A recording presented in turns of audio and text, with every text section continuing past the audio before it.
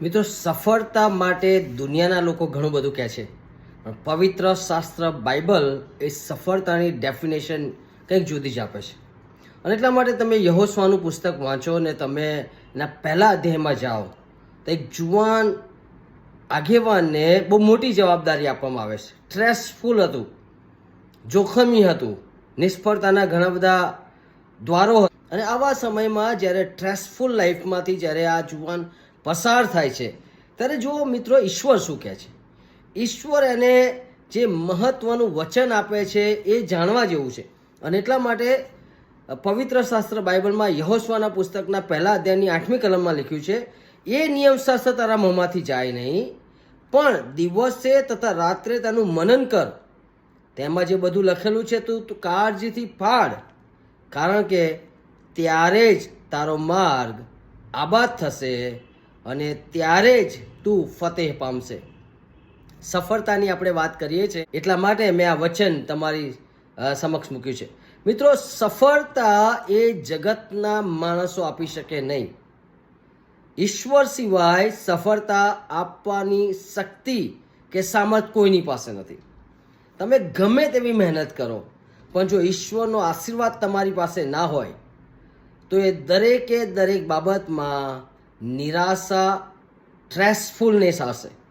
પણ બાઇબલ અહીંયા બહુ સ્પષ્ટ કહેશે, ઈશ્વરના વચનોને તમારા જીવનના કેન્દ્ર સ્થાને રાખશો ને તો તમારા જીવનમાં ક્યારેય તમે એ નિષ્ફળતાનો સામનો નહીં કરો. એનો મતલબ એવો છે કે તમે તમારા જીવનમાં ઈશ્વરના પરાક્રમનો અનુભવ કરશો અને સફળતા તમારી સાથે જ છે. હવે અહીંયા સફળતા એટલે ધન દોલત પાપ કરવું એ નથી. અહીંયા સફળતા એટલે આ જગતનો વૈભવ મેળવી લેવું નથી. અહીંયા સફળતા એટલે ઈશ્વરે ડિઝાઇન કરેલા જીવનને તમે સંપૂર્ણ રીતે માણશો.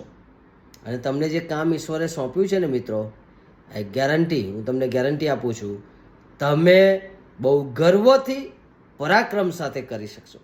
અને એટલા માટે તમે જે પણ કરતા હોય કરો, હાર્ડવર્ક કરો, મહેનત કરો, બધું જ કરો, પણ સાથે તમારા જીવનમાંથી ઈશ્વરના વચનોની બાદબાકી ના કરો.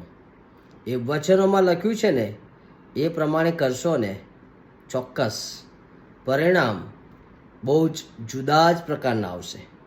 ચમત્કાર કંઈક અલગ જ હશે અને જીવન એ કંઈક અલગ જ જીવાશે. દુનિયાના માણસો જેની પાછળ દોડે છે એની પાછળ દોડનારા માણસો તો હોઈ શકે, પણ ઈશ્વરે ડિઝાઇન કરેલું જીવન મેળવવા માટે તો પવિત્ર શાસ્ત્ર બાઇબલ પાસે જવું પડશે.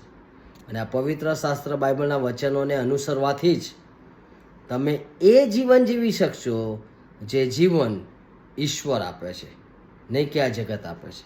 એટલા માટે સફળ થાઓ, પણ યાદ રાખો, ઈશ્વરના વચનોને આધીન થવાથી જે સફળતા મળે છે એ સફળતાનું રહસ્ય કંઈક અનોખું જ હોય છે.